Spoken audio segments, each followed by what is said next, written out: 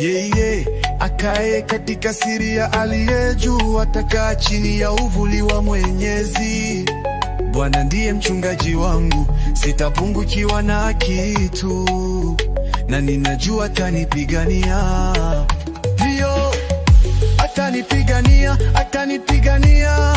Bwana wangu atanipigania, hata bonde la mauti sitahofu mabaya, kwa maana yeye yuko nami. Atanipigania, atanipigania.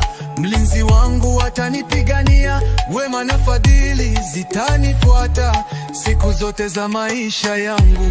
Bwana ndiye mchungaji wangu, sitapungukiwa na kitu.